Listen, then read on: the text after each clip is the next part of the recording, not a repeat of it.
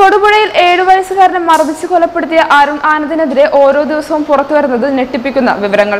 7 വയസ്സുകാരനെ ഉപദ്രവിച്ചത് വിവാദമായതിനു പിന്നാലെ കുട്ടിയുടെ പിതാവിന്റെ മരണത്തിലും സ്വന്തം അച്ഛന്റെ മരണത്തിന് പിന്നിലും അരുണിന് പങ്കുണ്ടോ എന്നുള്ള സംശയങ്ങളാണ് ഇപ്പോൾ പുറത്തുവരുന്നത്. തിരുവനന്തപുരം പാളയത്തെ ഫെഡറൽ ബാങ്ക് മാനേജറായിരുന്നു അച്ഛൻ. ഒരു ദിവസം കെട്ടിടത്തിന്റെ മുകളിൽ നിന്ന് വീണ് മരിക്കുകയായിരുന്നു. സ്വന്തം വീട്ടിൽ ആരുമില്ലാതിരുന്ന സമയത്തായിരുന്നു മരണം. അച്ഛന്റെ ജോലി കിട്ടിയ അരുൺ പിന്നീട് അമ്മയെയും വീട്ടിൽ നിന്ന് ചവിട്ടി പുറത്താക്കി. സ്വന്തം പെറ്റമ്മയോട് പോലും അനുകമ്പയില്ലാതിരുന്ന വ്യക്തിയായിരുന്നു അരുൺ. സ്വന്തം വീട്ടുകാരോട് മാത്രമല്ല അരുണിന്റെ ക്രൂരതകൾ അരങ്ങേറിയിട്ടുള്ളത്. പഠനകാലം മുതലേ ക്രിമിനൽ സ്വഭാവം വെച്ച് പുലർത്തിയിരുന്ന ആളായിരുന്നു അരുൺ. +2 കൂടെ പഠിച്ച പെൺകുട്ടിയുമായി അരുൺ പ്രണയത്തിലായിരുന്നു. പെൺകുട്ടിയുടെ അച്ഛൻ ഇത് ചോദ്യം ചെയ്തത് സംഘടനത്തിൽ കലാശിച്ചു. പെൺകുട്ടിയുമായി അടുപ്പം തുടർന്നെങ്കിലും അരുൺ കർണാടകയിലേക്ക് പോയതോടെ ബന്ധം മുറിഞ്ഞു. 20-ാം വയസ്സിൽ മദ്യപാനവും ആരംഭിച്ചു.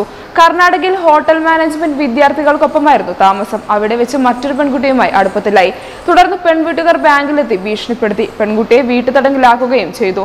പിന്നീട് ആ പെൺകുട്ടി മരിച്ചതായി അറിഞ്ഞെന്നാണ് അരുൺ പറയുന്നത്. തുടർന്ന് ബംഗളൂരു വിട്ട് 1 വർഷത്തിനു ശേഷം മലപ്പുറം ഫെഡറൽ ബാങ്കിൽ ജോലിക്ക് കയറിയെങ്കിലും രാജിവെച്ചു. 2007 ജനുവരിയിൽ തിരുവനന്തപുരം അമ്പലത്തറ സ്വദേശിനിയെ പത്തനംതിട്ട ഓമല്ലൂർ ക്ഷേത്രത്തിൽ സുഹൃത്തുക്കളുടെ സാന്നിധ്യത്തിൽ താലികെട്ടി. ഇതിന്റെ ആഘോഷ പരിപാടിക്കിടെ ഒരാളെ ബിയർ കുപ്പിക്ക് അടിച്ച് കൊലപ്പെടുത്തുകയും അതിൽ നിന്ന് ഊരിപ്പോരുകയും ചെയ്തു. ഈ സാഹചര്യത്തിൽ ഭാര്യ പിണങ്ങിപ്പോയി. ഈ സമയമെല്ലാം ബിജുവിന്റെ ഭാര്യയായ യുവതിയുമായി അരുൺ സൗഹൃദം പുലർത്തിയിരുന്നതായി ബന്ധുക്കൾ പറയുന്നു.